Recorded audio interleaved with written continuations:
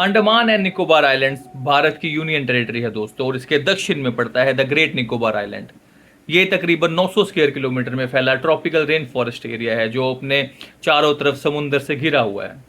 इसकी बात आज इसलिए कर रहे हैं क्योंकि मोदी सरकार यहाँ एक बहुत बड़ा इंफ्रास्ट्रक्चर प्रोजेक्ट लाने की तैयारी कर रही है, जिसके चलते यहाँ सी पोर्ट बनेगा, एयरपोर्ट बनेगा, पावर प्लांट लगेगा और एक टाउनशिप का प्रावधान भी है। अब जाहिर सी बात है, अगर इतना बड़ा इंफ्रास्ट्रक्चर प्रोजेक्ट एक जंगल में लगेगा तो उसकी बलि पर्यावरण चढ़ेगा, वहां की वाइल्ड लाइफ चढ़ेगी और वहां रहते ट्राइबल लोग चढ़ेंगे।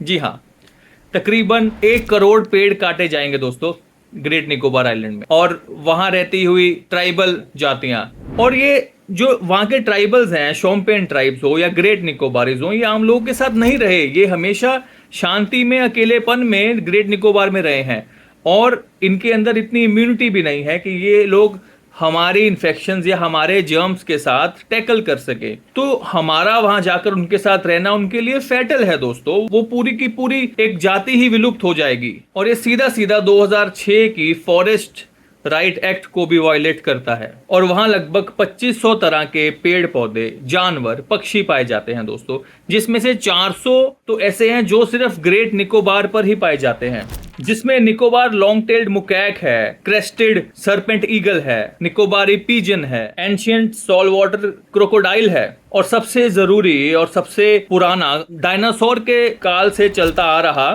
लेदर बैक टर्टल है। ये दुनिया में पाए जाने वाला सबसे बड़ा कछुआ है दोस्तों। इसकी लंबाई 6 से 8 फीट तक हो जाती है और वजन तकरीबन 500 से 700 किलो, जो यहाँ अफ्रीका और ऑस्ट्रेलिया से कितने सागर पार करके अंडे देने आते हैं। ग्रेट निकोबार की गलाथिया बे विश्व भर में लेदर बैक टर्टल्स की हैचिंग साइट के लिए प्रसिद्ध है दोस्तों, जिसको भारत सरकार ने स्पेशल स्टेटस देकर प्रोटेक्ट भी कर रखा है।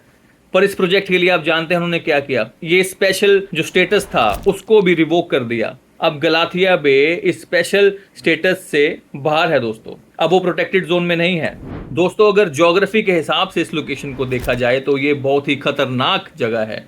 ये सिस्मिक लाइन के ऊपर, सिस्मिक फॉल्ट के ऊपर पड़ता है सारा एरिया, जहां आए दिन भूचाल आते हैं। 2004 की वो सुनामी आपको याद होगी जिसने भारत, इंडोनेशिया, श्रीलंका में तबाही मचाई। 2.5 लाख के आसपास लोग अपनी जान से हाथ धो बैठे थे। तो ऐसे हाई रिस्की एरिया में आप टैक्स पेयर के पैसे से 90,000 करोड़ रुपए की इन्वेस्टमेंट कर रहे हैं। ये कैसी आपकी बुद्धि है हमारी सरकार की? तभी बड़ी बड़ी कंपनीज ने अपनी बिड्स में साफ लिख दिया है कि we want to build this project but we don't want to run this project, कि हम बना कर देंगे पर हम ये प्रोजेक्ट चलाएंगे नहीं, क्योंकि उनको पता है कि इस एरिया में कितना खतरा है।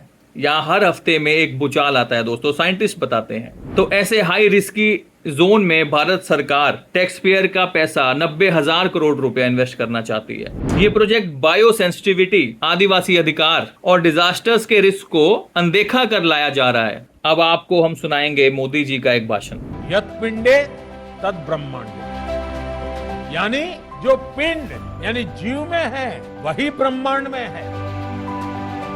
हम जो भी अपने लिए करते हैं उसका सीधा असर हमारे पर्यावरण पर भी पड़ता है। लेकिन यहाँ तो आप पर्यावरण का ढोल फाड़ कर ग्रेट निकोबार प्रोजेक्ट को प्रमोट करने में लगे हुए हैं मोदी जी। आप विकास करिए पर जिम्मेदारी से करिए, और जिम्मेदार विकास वही होता है जिसमें वहां के पर्यावरण और जनजीवन की सुरक्षा और समुदाय की सहभागिता के बाद ही काम शुरू किया जाए। अपने कुछ कॉर्पोरेट मित्रों के इंटरेस्ट के लिए यूं आप देश के पर्यावरण और जल जीवन को नष्ट नहीं कर सकते मोदी जी। कहीं विकास की दौड़ में हम अपना भविष्य ना उजाड़ लें साथियों।